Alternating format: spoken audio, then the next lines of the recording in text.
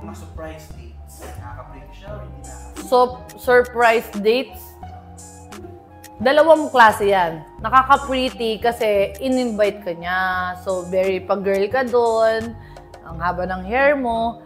Pangalawa, mas maso-surprise dates ka talaga pag ikaw ang nagbabayad. Ikaw biglang surprise, resibo, yun nakaka-surprise. Yun ang hindi nakaka-pretty. Pretty kasi dinate ka. So, parang babaeng-babae yung atake mo nun. Yung hindi nakaka-pretty, yung ikaw yung pagbabayarin. Yun. Ako yung nag-ayos at nag-asikaso itong special na kainang ito para sa kanya at para sa'yo. Siya at ikaw. Oh! Flowers for you. Mukha parang masira. Ikaw talaga yung kadate ko. Ano ba? Totoo ba? Like, Ko? Pambababae niya. Nung kapartner ko? Aba!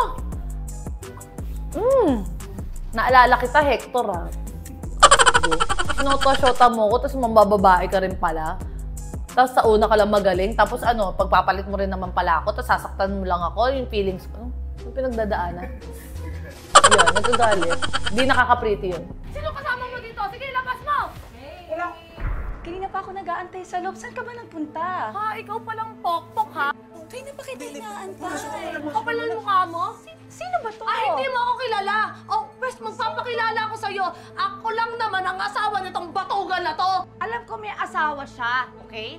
At ikaw pala yun. Hindi na ako nagtataka kung bakit kanya iniwan. Mukha ka kasing Christmas tree. Kapit ka na nga, proud ka ba, ha? Proud ka ba, ha? Ano ba? Dito. Sabi, dito. Ano ba? Tinawan ba? Babayan ng puta. Syempre, hindi nakaka-pretty. I remember so many people. Ayoko magpangalan. Hindi nakaka-pretty yun. Lorna, may utang ka kay Oka. Meron kang utang. Di ba sinabi mo? Gagawan mo ng paraan. Anong nangyari? Pretty. Hindi ba naman makapal yung pagmumukha mo? Inuna mo pa yung pagpapariban mo. Wow, ang galing. Tsaka pinagkakalat mo pa dito sa mga kapitbahay natin. Wala ka nang balak bayaran yung utang mo. Eto na naman tayo Pretty Bakit? Puro ka naman birada, wala ka naman basihan. Wow. Abi, tsaka ang kapal ng pagmumukha mo pumunta rito. Ha? Susugod-sugod ka rito. At saka kung inggit ka rito sa buhok ko, edi magpariban ka din. Sige. Para mapabilis na lang ang usapan. Ito yung ebidensya ko na may utang ka, may pirma mo. Antayin mo na lang na pulis ang sumundo sa'yo dito. Tara na, Oka. Umalis na tayo. Walang kwenta tong babae na to. Mapakahan. Halika nga. Aray. Wait lang. Pagiging honest. Di syempre pretty, nakaka-pretty naman yon. Syempre, sabi nga ng school ko, nung elementary ako, nakapaskil sa dingding namin, honesty is the best policy. So parang pretty ka kapag nagiging honest ka. Sa kausap mo, sa sarili mo, sa lahat ng ibang tao, sa pamilya mo, sa friends mo.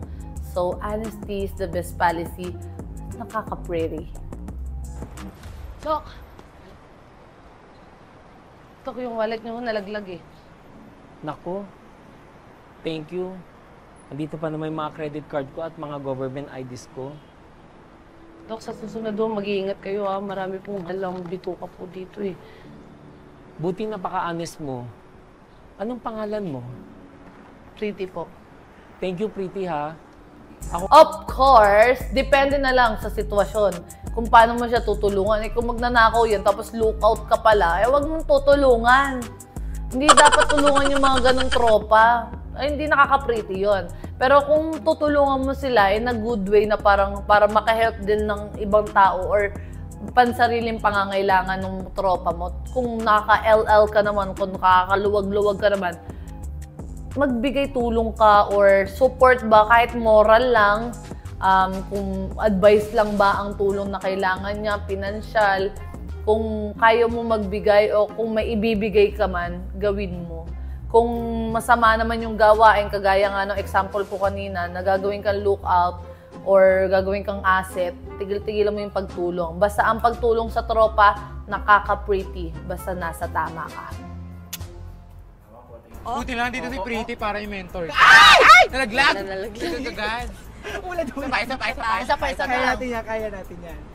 Ay, naku, sis. Daddy. Kalma lang. Hindi talaga ako sanay sa ganito.